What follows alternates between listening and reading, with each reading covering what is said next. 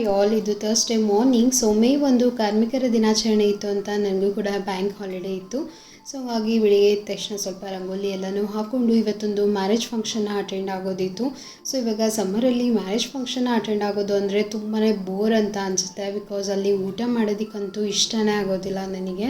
So ಆದ್ರೂ ಕೂಡ ಅದು ಬಿಡೋ ಹಾಗಿರಲಿಲ್ಲ. ಸೊ ಹಂಗಾಗಿ ಫಟಾಫಟ್ ಅಂತ ಹೇಳಿ ಬೆಳಗಿನ ಬ್ರೇಕ್ಫಾಸ್ಟ್ ಎಲ್ಲನೂ ಮಾಡ್ಕೋತಾ ಇದ್ದೀನಿ. ಫಸ್ಟು ಕಿಚನ್ನೆಲ್ಲ ಕ್ಲೀನ್ ಮಾಡಿಕೊಂಡು ಸೊ ಇವತ್ತಿನ ಬ್ರೇಕ್ಫಾಸ್ಟಿಗೆ ನಾನು ಆಲೂ ಪರೋಟನ ಮಾಡ್ಕೋತಾ ಇದ್ದೀನಿ. ಯೂಶ್ವಲಿ ನಾನು ಹಾಲಿಡೇಸ್ ಇದ್ದಾಗ ಪರೋಟ, ರೋಟಿ ಆ ಥರ ಮಾಡ್ಕೊತಾ ಇರ್ತೀನಿ. ಪರೋಟ, ರೋಟಿ, ಚಪಾತಿ ಎಲ್ಲ ಮಾಡೋದಕ್ಕೆ ಸ್ವಲ್ಪ ಟೈಮ್ ಬೇಕಾಗುತ್ತೆ. ಸೊ ನನಗೆ ಬೆಳಿಗ್ಗೆ ಟೈಮ್ ಇರೋದಿಲ್ಲ ಅಂತ ಹೇಳಿ ಯೂಶ್ವಲಿ ನಾನು ಬಾಕ್ಸಿಗೆ ರೈಸ್ ಐಟಮ್ನೇ ಮಾಡ್ಕೊಂಡಿರ್ತೀನಿ.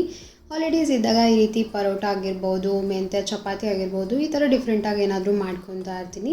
ಸೊ ಇವತ್ತು ಸ್ಟಫ್ ಮಾಡಿಕೊಂಡು ಆಲೂ ಪರೋಟನ ಮಾಡ್ತಾ ಇದ್ದೀನಿ. ಹೋಳಿಗೆ ಎಲ್ಲ ಮಾಡ್ತೀವಿ ಅಲ್ವಾ, ಅದೇ ರೀತಿಯಲ್ಲಿ ತುಂಬ ಚೆನ್ನಾಗಿರುತ್ತೆ.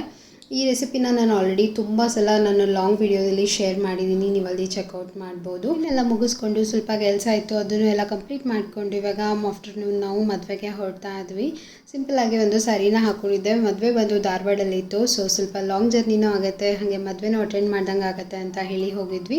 ಮದುವೆ ಬಂದು ಫಾರ್ಮ್ ಹೌಸಲ್ಲಿತ್ತು. ಫಾರ್ಮ್ ಹೌಸ್ ಫುಲ್ ಮಾವಿನಕಾಯಿ ಮರನ ಹಾಕಿದ್ರು. ಸೊ ಮಾವಿನಕಾಯಿ ಅಂತೂ ಸಿಕ್ಕಾಪಟ್ಟೆ ಇತ್ತು. ಸೊ ಸ್ವಲ್ಪ ಮಾವಿನಕಾಯಿನ ಹರ್ಕೊಂಡು ಇವಾಗ ರಿಟರ್ನ್ ಮನೆ ಕಡೆಗೆ ಬರ್ತಾ ಇದ್ದೀವಿ. ಸೊ ಇದಾಗಿತ್ತು ಇವತ್ತಿನ ವ್ಲಾಗ್. ನೆಕ್ಸ್ಟ್ ವಿಡಿಯೋದಲ್ಲಿ ಸಿಗೋಣ. ಬಾಯ್.